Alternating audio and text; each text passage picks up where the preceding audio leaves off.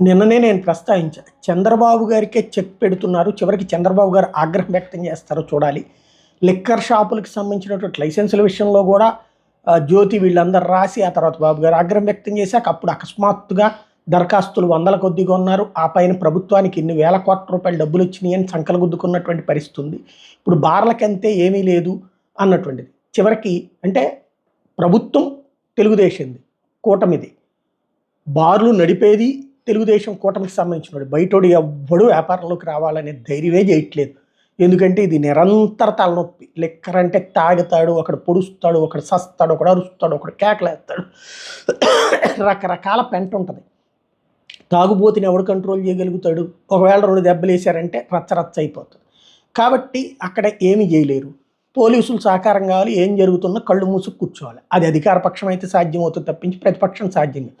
మామూలుగా వ్యాపార పరంగా చూసి చూడనట్టు వదిలేస్తారు. ఇప్పుడు రాజకీయ పరంగా ఉన్నటువంటి రోజుల్లో ప్రతిపక్షం వాళ్ళు వ్యాపారం చేస్తే కనుక తొక్కి పట్టేయడానికి అధికార పక్షం సిద్ధంగా ఉంది. కాబట్టి ఎవ్వడు ప్రతిపక్షం వాడు బార్ల జోలికి పోవట్లేదు. అధికార పక్షం వాళ్ళు మళ్ళీ వాళ్ళే 4 అప్లికేషన్స్ తీసుకోవచ్చు కదా, తీసుకోవట్లేదు. బాబుని దారిలో పెట్టే ప్రయత్నం వాళ్ళు చేస్తున్నారు.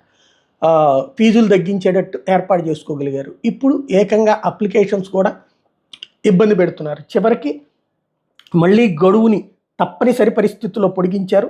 దీనికి అదేమంటే నిరాసక్తత చూడండి. ఈ నిరాసక్తతకి విచిత్రమైనటువంటి కారణాలని రాసుకొచ్చింది. సిగ్గు శరము లేని నీచ జర్నలిజానికి సంబంధించినటువంటి పత్రికలు ఎక్సైజ్ శాఖ తెచ్చిన నూతన విధానం తమకు ఏమాత్రం అనుకూలంగా లేవని, గిట్టుబాటు కాదనే కారణంతో వ్యాపారులు ఆసక్తి చూపించట్లేదు. ఏంటది?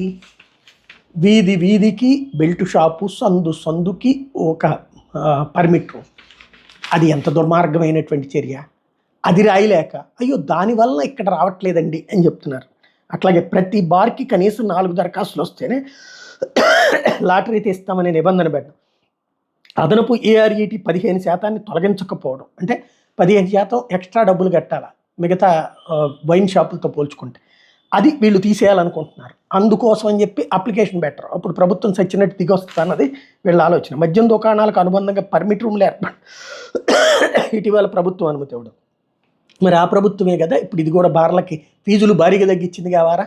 మరొక వైపున 99 రూపాయలకు దొరికే క్వార్టర్ మద్యాన్ని బార్లలో అమ్మడానికి వీల్లేదన్న నిబంధన పెట్టడం. మరి ఎందుకు తీసేశారు అక్కడ? బారులో ఓడి చేసిన పాపం ఏంటి, వైన్ షాప్లో ఓడి చేసిన పుణ్యం ఏంటి? ఇది ఎక్కడి నుంచి వచ్చింది? అట్లాగే ఎన్టీఆర్ జిల్లా పరిధిలో 130 బార్లు ఉంటాయి. కేవలం 10 బార్లకి, గుంటూరు జిల్లాలో 110కి గాను 9 బార్లకి మాత్రమే 4 అంతకంటే ఎక్కువ దరఖాస్తులు వచ్చాయి. కృష్ణా జిల్లా పరిధిలో 39 బార్లలో 7కి, కర్నూలు జిల్లాలో 23 బార్లు 6కి మాత్రమే 4 అంతకు మించి దరఖాస్తులు వచ్చినాయి. మొత్తం 3332 మంది 10,000 ప్రాసెసింగ్ రుసుము చెల్లించి తమ వివరాలు రిజిస్ట్రేషన్ చేసుకున్నారని, వీళ్ళంతా దరఖాస్తులు వేస్తారని ఎక్సైజ్ అధికారులు చెప్తున్నారు. ఈ నెల 30న ఉదయం 8 గంటల నుంచి లాటరీ తీస్తామని ఎక్సైజ్ శాఖ చెప్తుంది. అంటే అప్పటికన్నా మరి బాబు గారు చెప్పినట్టు వింటారా చూడాలి.